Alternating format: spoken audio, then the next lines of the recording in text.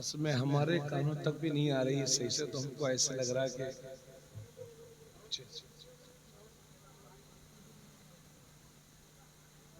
अल्हम्दुलिल्लाह अल्हम्दुलिल्लाहि रब्बिल आलमीन वस्सलातु वस्सलामु अला सय्यदिल मुरसलीन व अला आलिहि व अस्हाबिहि अजमईन। अम्मा बाद फ़अऊज़ु बिल्लाहि मिनश शैतानिर रजीम। बिस्मिल्लाहिर्रहमानिर्रहीम। या अय्युहल्लज़ीना आमनू अतीउर रसूल व उलिल अम्रि मिनकुम। सदक़ल्लाहुल अज़ीम। आमन्तु बिल्लाह इन्नल्लाह व मलाइकतहु युसल्लूना अलन नबी या अय्युहल्लज़ीना आमनू सल्लु अलैहि व सल्लिमू तस्लीमा। अल्लाहुम्मा सल्लि अला सय्यदिना व हबीबिना व शफीइना व करीमिना व मौलाना मुहम्मदिन व बारिक व सल्लिम। सलातुम व सलामुन अलैका या रसूलल्लाह सल्लल्लाहु तआला अलैहि वसल्लम। अहले सुन्नत वल जमात का ये मामूल है कि जब नबी अकरम सल्लल्लाहु अलैहि वसल्लम का मुबारक नाम आता है तो सुन्नी हजरात हुजूर के नाम पाक को चूमा करते हैं। तो सभी हजरात मिलकर के बावाज़े बुलंद दुरूद पाक पढ़ें। अल्लाहुम्मा सल्लि अला सय्यदिना व हबीबिना व शफीइना व करीमिना व मौलाना मुहम्मदिन व बारिक व सल्लिम। सलातुम व सलामुन अलैका या रसूलल्लाह सल्लल्लाहु तआला अलैहि वसल्लम। ये मेरे जितने भाई दूर और दराज से सफर करके यहाँ आए हैं और इस तरह से आप खड़े रहेंगे तो जलसे में इंतशार होगा, न हम लोगों को कोई बात सुनाने में अच्छा लगेगा और ना शोर शराबे की वजह से आपके कुछ समझ में आएगा। इसलिए बड़ी मेहनतों से ये जलसे होते हैं। मुसलमानों की खून पसीने की कमाई इसमें लगी हुई है। इसलिए मैं अपने तमाम भाइयों से गुजारिश करता हूं कि जहां जगह मिले वहां जगह ले लें और पीछे वाले भाई भी आगे आके बैठ जाएं जो सामने सड़क पर खड़े हुए हैं। और जितने ये बाउंड्री के पार जितने लोग खड़े हुए हैं सब लोग आ जाएं, बैठ जाएं। अच्छी बात नहीं है, इससे कमेटी वालों के दिलों को तकलीफ होती है। जलसा कराने वाले बड़ी मेहनत करते हैं। हम लोग दूर दराज से सफर करके आए हैं, तो मैं सभी हजरात से, अपने दोस्तों से, नौजवानों से गुजारिश करूंगा कि सुकून के साथ तशरीफ रखें।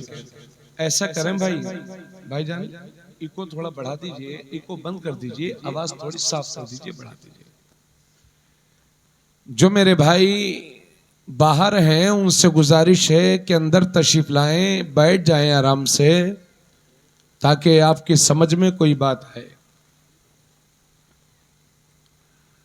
हमारी माँ बहनें भी बड़ी अच्छी तादाद में तशरीफ लाई हैं, मगर इनकी आवाज अगर हमारे कानों तक पहुंचेगी तो अजनबिया औरतों की आवाज अजनबी मर्दों के कानों तक पहुंचेगी तो बजाय सवाब के ऐसी औरतों के नामाए अमाल में गुनाह लिखे जाएंगे।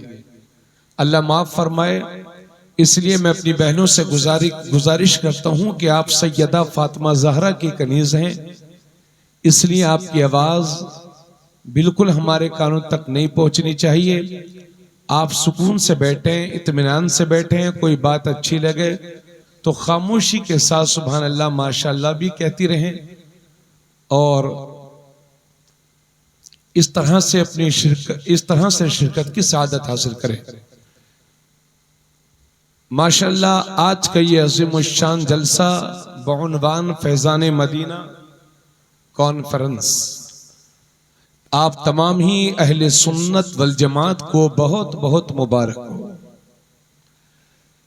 कमेटी के तमाम मेंबरान को, जिम्मेदारान को और मजलिस पाक में ताउन करने वालों को, अगर ताउन ना कर सके लेकिन शिरकत करके मजलिस की जीनत बने हुए हैं, उन तमामी हजरात को और ख़ास तौर से इस बस्ती के इमाम मोहतरम हजरत मौलाना मोहम्मद अनवर रजा साहब अमजदी, उनको और उनकी पूरी टीम को दिल की अताह गहराइयों से मुबारकबाद पेश करता हूँ और दुआ करता हूँ परवरदिगार आलम आपकी इन काविशों को कबूल फरमाए और आप सबको जज़ाए खैर अता फरमाए। बहुत बहुत मुबारकबाद।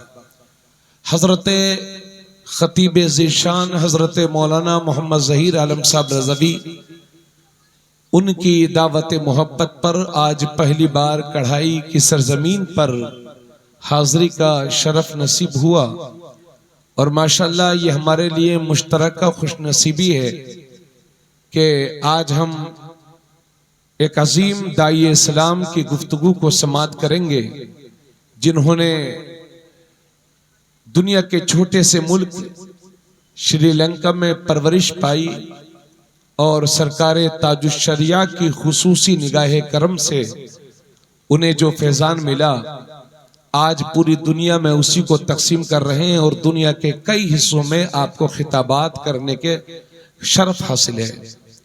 मेरी मुराद दाई इस्लाम, खतीब अहले सुन्नत, मुफक्किर इस्लाम हजरत अल्लामा हाफिज मोहम्मद एहसान इकबाल कादरी साहब श्रीलंका है। अल्हम्दुलिल्लाह वो जीनत मिंबर हैं। मेरी तकरीर के बाद इंशाअल्लाह आप उनकी आलमी गुफ्तगू समाअत फरमाएंगे। हजरत मौलाना अब्दुल गफूर साहब रज़वी अपनी दुआओं से नवाजने के लिए जीनत मिंबर हैं। अजीज़म मोहम्मद शुएब रजा वारसी साहब, जो उत्तर प्रदेश के भदोही के रहने वाले हैं, बड़ा अच्छा पढ़ा, बहुत खूब पढ़ा। मौला करीम उनकी नात खानी को भी कबूल फरमाकर बेहतरीन अजर अता फरमाए। हजरत मौलाना शालम साहब, हजरत मौलाना नसीम साहब, तमाम उलमाए किराम तशरीफ रखते हैं। आइए सभी हजरात मिल करके एक बार और बावाज़े बुलंद दुरूद पाक पढ़ें। अल्लाहुम्मा सल्ली अला सय्यदिना व हबीबिना व शफीइना व करीमिना व मौलाना मुहम्मदिन व बारिक वसल्लम। सलातुम व सलामुन अलैका या रसूलल्लाह सल्लल्लाहु तआला अलैहि वसल्लम। अल्लाह रब्बुल इज्जत कुरान करीम में इरशाद फरमाता है, या अय्युहल्लज़ीना आमनू अतीउल्लाह व अतीउर रसूल व उलिल अम्रि मिनकुम। अल्लाह फरमाता है, ए ईमान वालो, अल्लाह का कहना मानो, रसूलुल्लाह का कहना मानो और तुम में जो उलुल अम्र हैं उनका कहना मानो। अल्लाह की फर्माबरदारी करो, रसूलुल्लाह की फर्माबरदारी करो और तुम में जो उलुल अम्र हैं उनकी फर्माबरदारी करो। इस आयत में अल्लाह पूरी दुनिया के मुसलमानों को तीन तरह की इताअत का हुक्म दे रहा है। अल्लाह की फर्माबरदारी, रसूलुल्लाह की फर्माबरदारी और उलुल अम्र की फर्माबरदारी। अल्लाह की फर्माबरदारी करो, बात समझ में आती है। रसूलुल्लाह की फर्माबरदारी करो, बात समझ में आती है। उलुल अम्र की फर्माबरदारी करो। कौन है उलुल अम्र?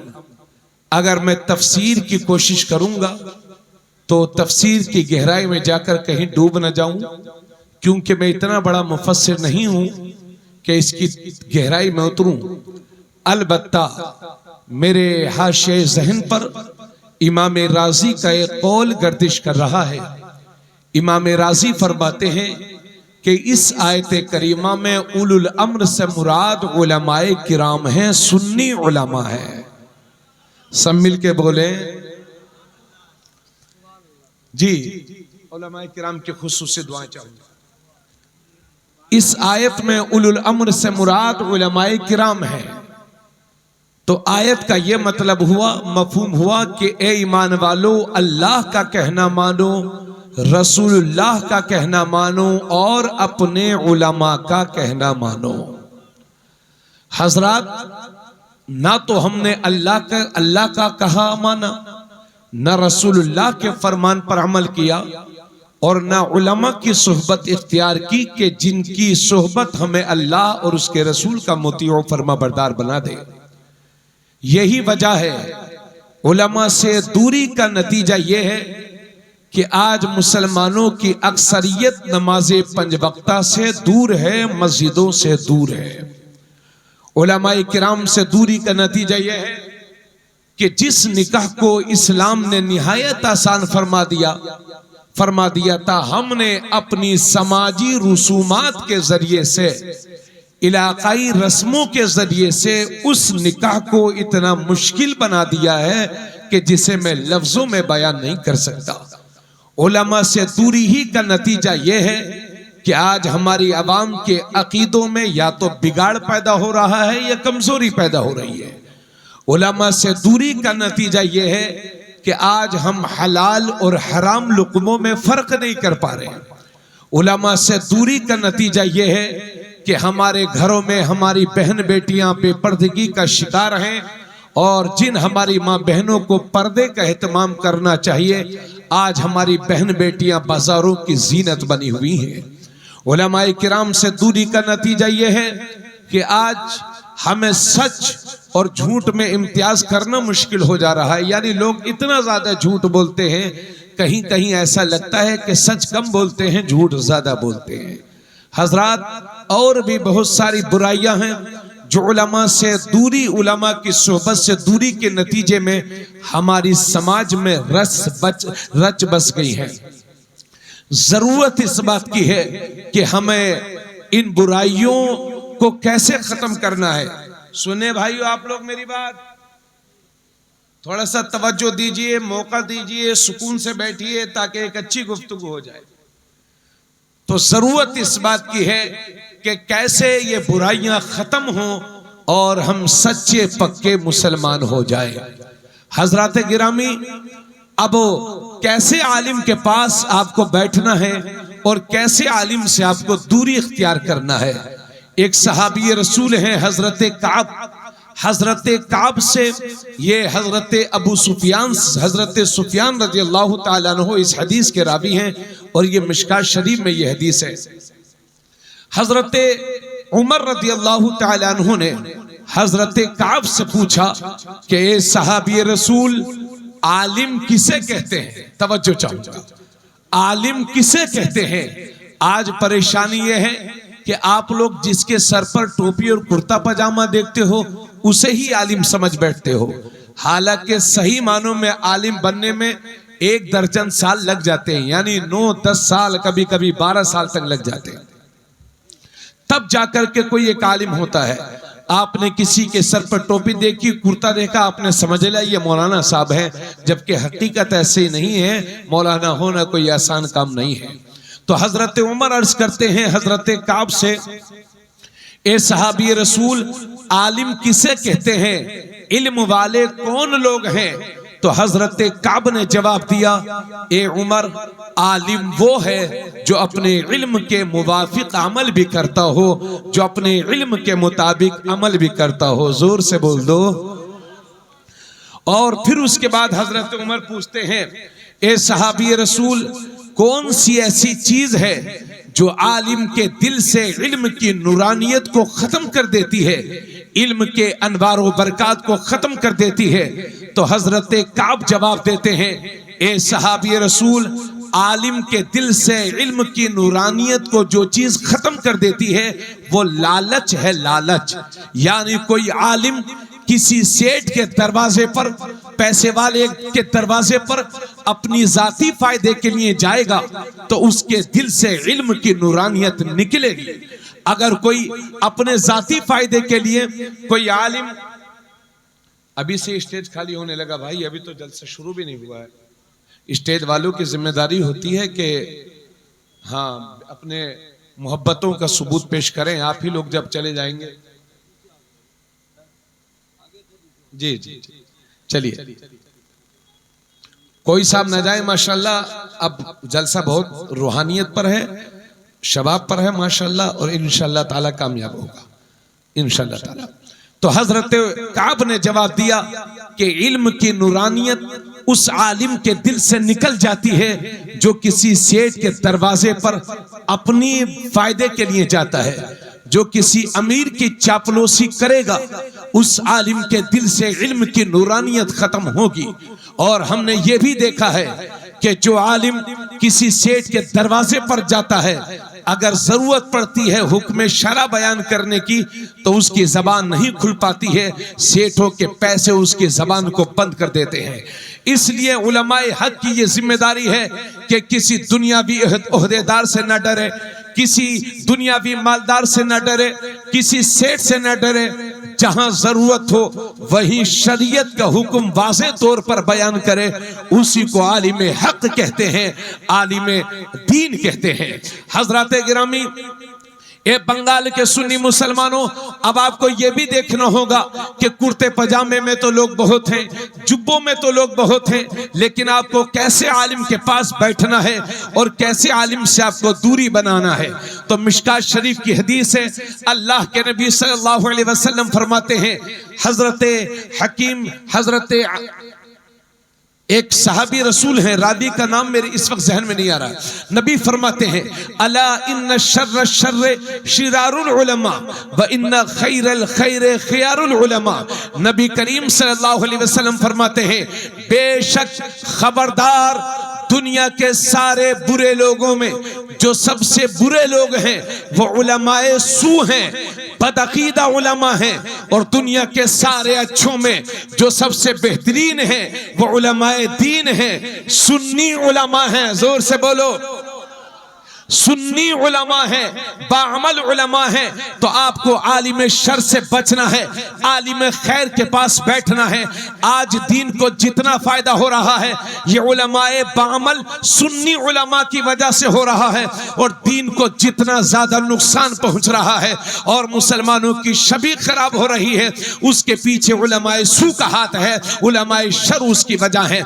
आप कैसे जानेंगे कि कौन आलिम शर है, कौन आलिम खैर है, किस आलिम के पास बैठना चाहिए और किस आलिम से दूरी बनाना चाहिए? तो साफ सुथरे जुमलों में सुन लो, जिस आलिम की सोहबत हमें मस्जिद का नमाजी बना दे वो आलिम खैर है, और जो आलिम हमें मस्जिदों से दूर कर दे वो आलिम शर है।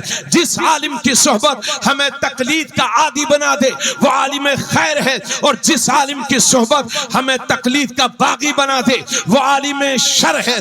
जिस आलिम की सोहबत हमें वफादार रसूल बना दे वो आलिम हक है, आलिम खैर है, और जिस आलिम की सोहबत हमें रसूलुल्लाह का गद्दार बना दे वो आलिम शर है। कैसे जानेंगे आप? और क्लियर जुमलों में कह दूं, जो लोग जो आलिम ये कहे कि रसूलुल्लाह की ताजीम ऐसे करो जैसे बड़े भाई की करते हैं वो आलिम शर है, और जो दुनिया को ये बताए कि सरवर कहूं के मालिक मौला कहूं तुझे, बागे खलील का गुले ज़ेबा कहूं तुझे, तेरे तो बस ऐबे तनाही से है बरी, हैरा हूं मेरे आका मैं क्या क्या कहूं तुझे। लेकिन रज़ा ने खत्म सुखन इस पे कर दिया, खालिक का बंदा खल्क का आका कहूं तुझे, वो आलिम खैर है। जो मौलवी ये कहे कि या रसूल अल्लाह कहना हराम है वो आलिम शर है, और जो आलिम दुनिया को ये बताए कि दुश्मन अहमद पे शिद्दत कीजिए, मुल्हिदों से क्या मुरब्बत कीजिए, गैज़ में जल जाए बेदीनों के दिल, या रसूल अल्लाह की कसरत कीजिए,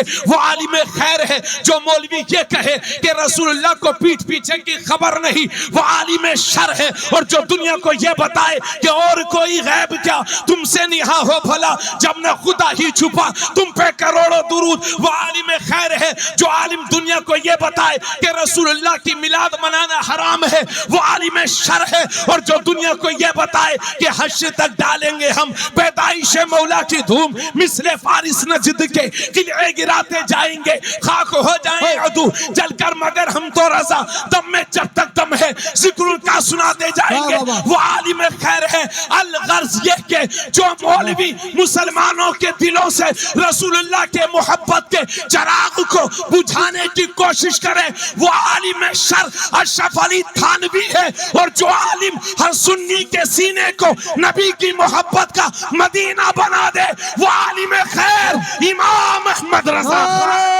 तकबीर, नारे रिसालत, मसलके आला हजरत, इश्क मोहब्बत, इश्क मोहब्बत, नारे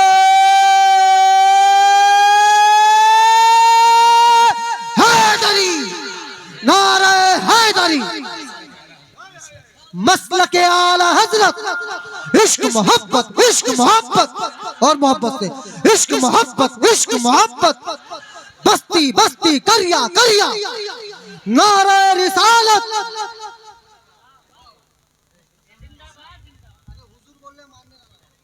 नहीं नहीं ठीक,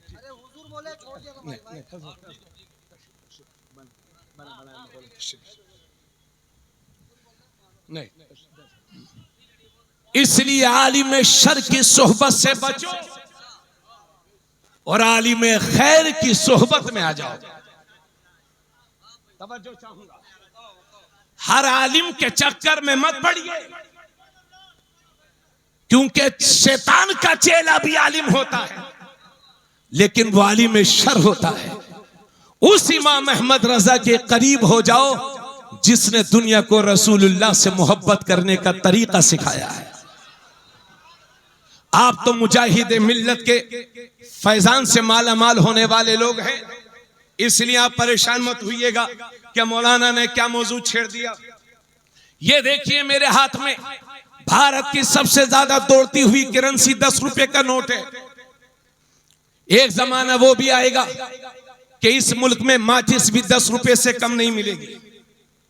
जी, आने वाला है वो वक्त, शायद कि हम अपनी जिंदगी में ऐसा वक्त देख लें।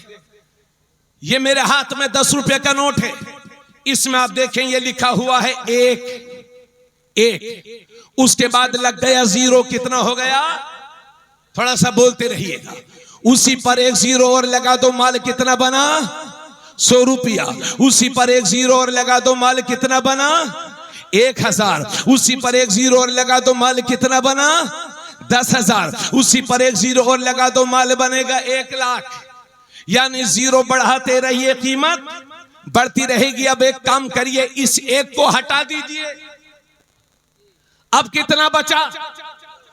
0 0 0 0 0। चाहे भुवनेश्वर तक जीरो लगाओ फिर भी जीरो, चाहे कोलकाता तक जीरो लगाओ फिर भी जीरो, चाहे हमारे लखनऊ तक जीरो लगाइए, दिल्ली हिंदुस्तान की राजधानी दिल्ली तक जीरो लगाइए, तब भी जीरो ही रहोगे। हजरत जिस मुल्क के रिहायशी हैं श्रीलंका, वहां की राजधानी कोलंबो तक जीरो लगाते रहिए, हवाई जहाज में बैठ के जीरो लगाते रहिए, ट्रेन में बैठ के जीरो लगाते रहिए, फिर भी जीरो ही रहोगे। क्योंकि इन जीरो की कीमत इस इकाई के साथ है, इस एक के साथ है। अगर एक है तो 10 है, एक है तो 100 है, एक है तो 1000 है, एक है तो 10,000 है, एक है तो 1 लाख है। इस छोटी सी मिसाल के साथ मुझे कहने दो, गोया के इसी इकाई की तरह हमारा ईमान है। अगर ईमान है तो नमाज कबूल है, अगर ईमान है तो रोजा कबूल है, अगर ईमान है तो हज कबूल है, अगर ईमान है तो उम्रा कबूल है, अगर ईमान है तो सब कुछ कबूल है, वरना सब कुछ फजूल है।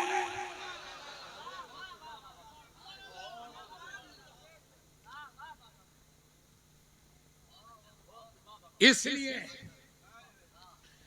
ईमान की हिफाजत करिए। सभी की आवाजें आनी चाहिए, सुभान अल्लाह। हजरात गिरामी, ईमान अगर महफूज रहेगा तो फिर अमाल अगर बुरे भी होंगे, माज़अल्लाह, 100 बार माज़अल्लाह, अगर ईमान होगा और माज़अल्लाह 100 बार माज़अल्लाह अमाल में कुछ कमजोरी भी होगी, तो गिरते पड़ते इंशाअल्लाह जन्नत में चले ही जाओगे। और अगर ईमान ही निकल गया तो ये तस्बीह मुसल्ले जन्नत में नहीं ले जा पाएंगे। खींचते रहो चिल्ला चिल्ली, भोपाल दिल्ली खींचते रहो। इसलिए अपने ईमान की हिफाजत कीजिए। अब आज के नाजुक दौर में जरा गौर से सुनिएगा,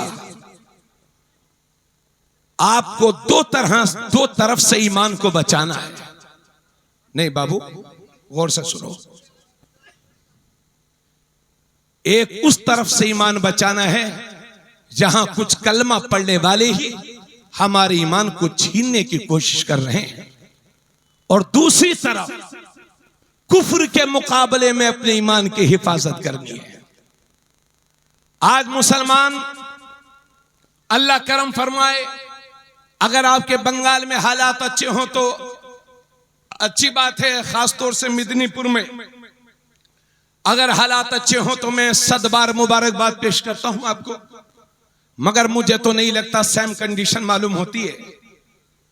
आज मुसलमानों के बच्चों का यह हाल है कि हमारा बच्चा 10-12 बरस का हो गया तो हमने अपने बच्चे के हाथ में 100 रुपए दे दिए, जाओ बेटे बालों को जाके कलर करवा लो। 13 साल का हुआ, 14 साल का हुआ तो कानों में दुरिये पहन रहे हैं, यानी दादी दुआ करते करते चली गई, अल्लाह मुझे पोता दे दे। और जब पोता हुआ तो कानों में दुरिया पहन के पोती बनने की कोशिश कर रहा है। 50 साल के हो, 15 साल के हो गए तो हमने 50,000 रुपए का मोबाइल लेकर के दे दिया।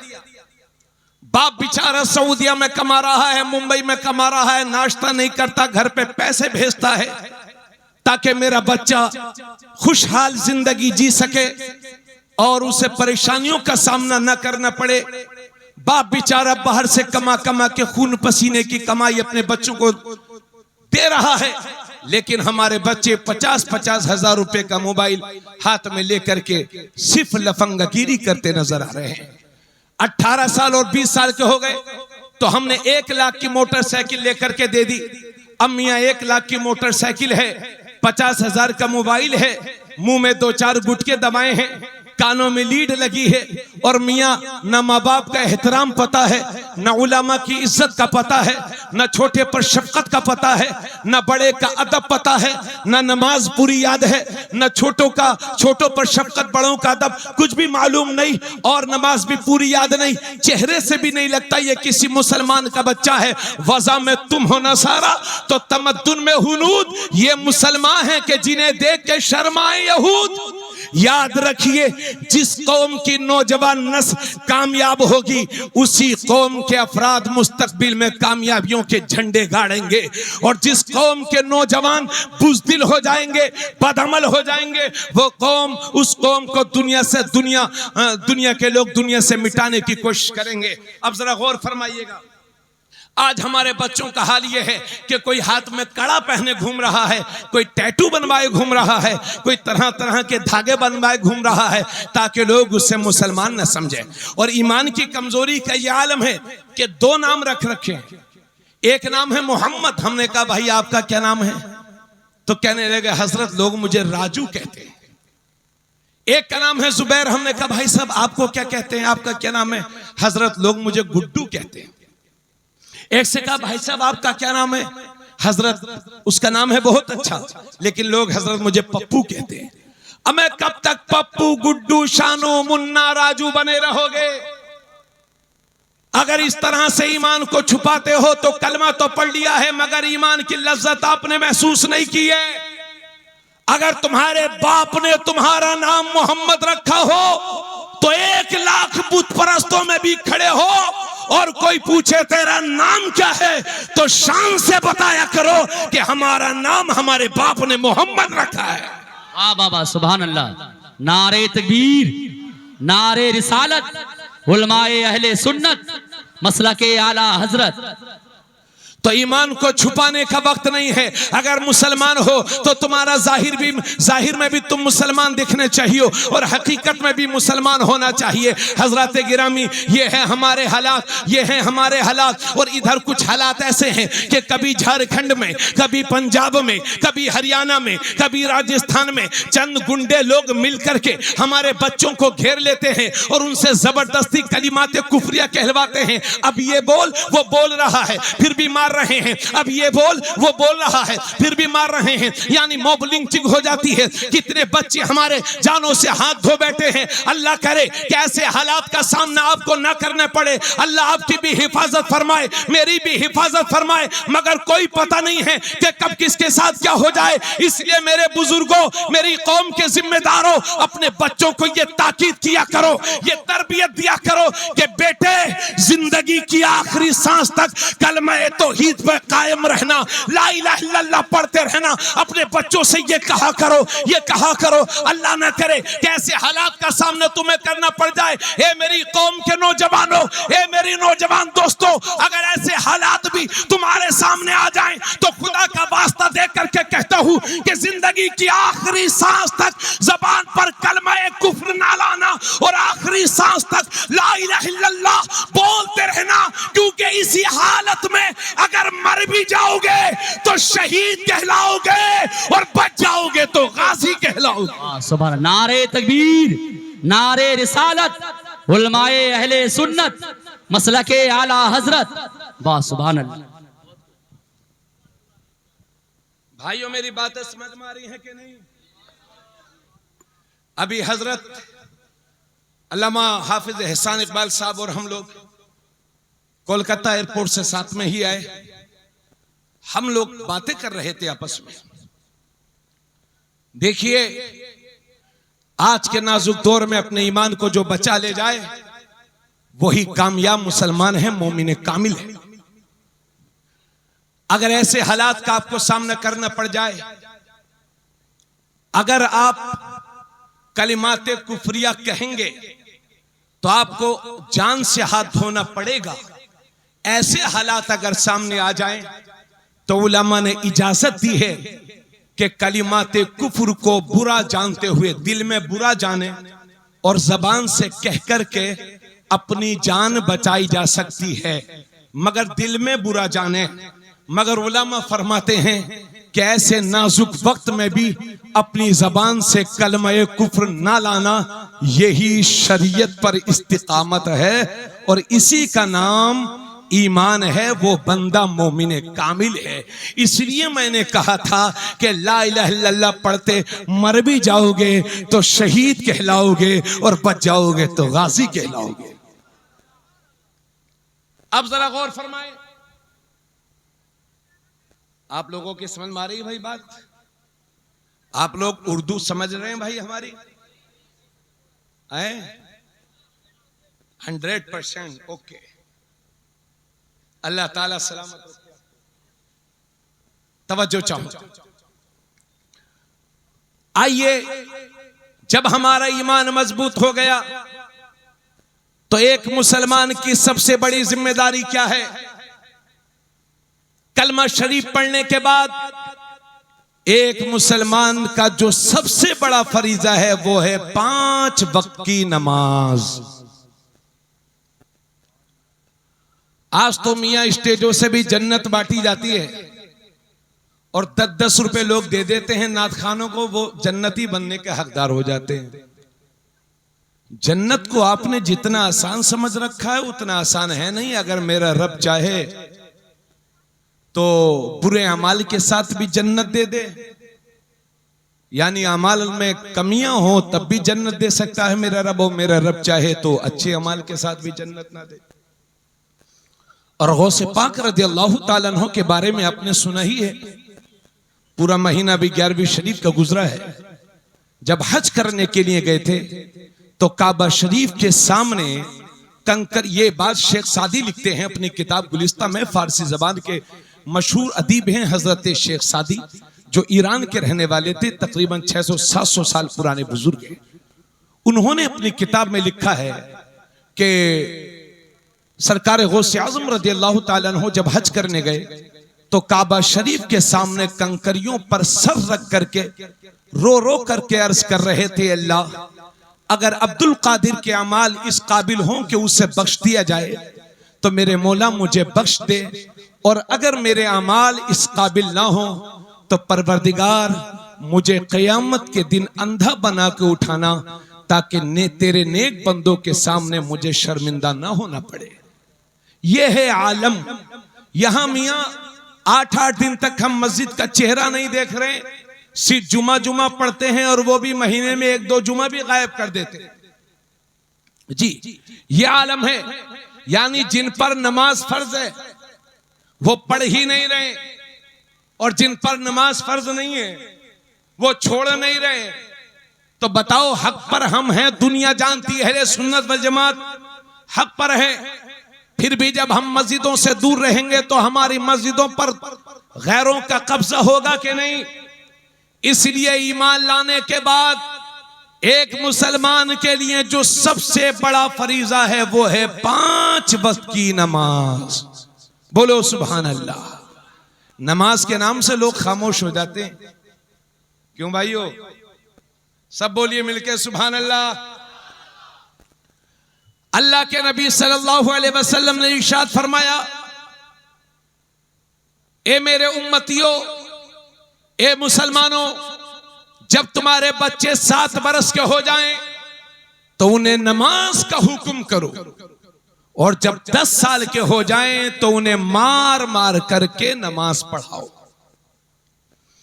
हालांकि हमारे ये उलमा बैठे हैं, इनसे पूछिए आप कि बच्चा जब 10 साल का हो जाए तो उस पर नमाज फर्ज नहीं होती है।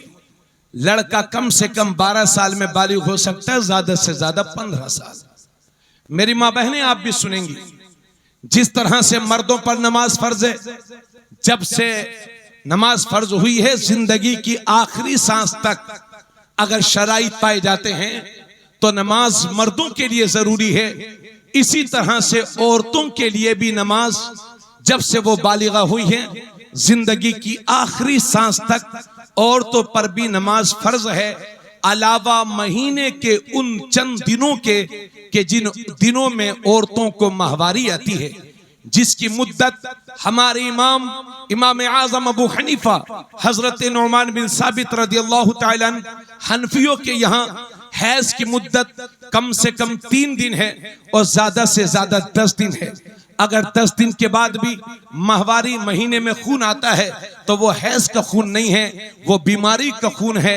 ऐसी हालत में औरतों को चाहिए कि ताज़ा वुजू करके 5 वक्ता नमाज पढ़ा करें। तो हैज के दिनों में औरतों पर नमाज माफ है, और जब औरतों के यहाँ बच्चे की पैदाइश होती है तो बच्चे की पैदाइश के बाद जो खून आता है उसे निफास कहते हैं, जिसकी मुद्दत कम से कम मुद्दत मुतय्यन नहीं है और ज्यादा से ज्यादा मुद्दत 40 दिन है। उन दिनों में कि जब बच्चे की पैदाइश के बाद औरतों को खून आता है, अल्लाह ने इन औरतों पर नमाज को माफ फरमा दिया है। तो नबी करीम सल्लल्लाहु अलैहि वसल्लम फरमाते हैं, जब तुम्हारे बच्चे 7 बरस के हो जाएं तो उन्हें नमाज का हुक्म करो, और जब तुम्हारे बच्चे 10 बरस के हो जाएं तो उन्हें मार मार करके नमाज पढ़ाओ। लेकिन डंडे से नहीं मारना है, बल्कि तमाचा मार देना है, डांट देना है, ताकि आपका बच्चा नमाज का आदी हो जाए।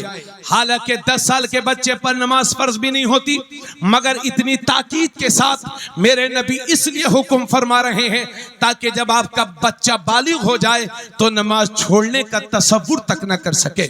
हजरात गौर से सुनिएगा, अल्लाह के नबी फरमाते हैं, जब तुम्हारा बच्चा 7 बरस का हो जाए तो उसे नमाज का हुक्म करो, और जब 10 साल का हो जाए तो उसे मार मार करके नमाज पढ़ाओ, और जब तुम्हारे बच्चे 10 बरस के हो जाएं तो हुजूर फरमाते हैं कि उनके सोने के बिस्तर अलग कर दो। यानी बच्चे की उम्र 10 साल हो जाए तो कोई भी भाई अपनी बहन के साथ ना सोए, और कोई भी बहन अपने भाई के साथ ना सोए, ना भाई भाई के साथ सोए। यानी बच्चे की उम्र 10 साल हो जाए तो उनके सोने के बिस्तर अलग कर दो। यह आपके नबी, हमारे नबी फरमाते हैं। बात समझ में आ रही है? गौर से सुनिए, इंशाल्लाह सब समझ में आ जाएगा।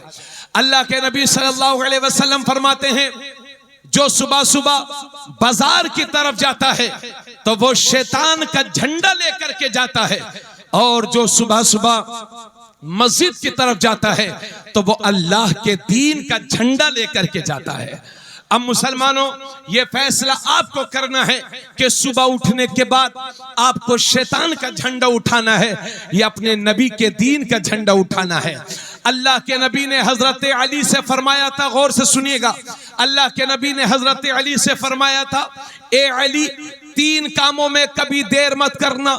जब नमाज का वक्त हो जाए तो नमाज की अदायगी में देर मत करना, और जब जनाजा तैयार हो जाए तो नमाज जनाजा की अदायगी में देर मत करना, और जब किसी बेवा का विधवा का मुनासिब रिश्ता मिल जाए तो नबी फरमाते हैं उसका निकाह करने में देर मत करना।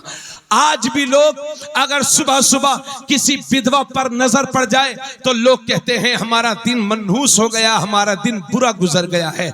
लोग कहते हैं, आज धड़ल्ले के साथ नारा लगाया जाता है कि बेटी पढ़ाओ बेटी बचाओ, लेकिन जिस मुल्क में यह नारा लगता है उस मुल्क के अखबारों को पढ़िए, कोई दिन ऐसा नहीं होगा जिस दिन न्यूज़पेपर में, अखबार में बेटियों की इज्जत लुटने की खबरें ना आती हो। हजरत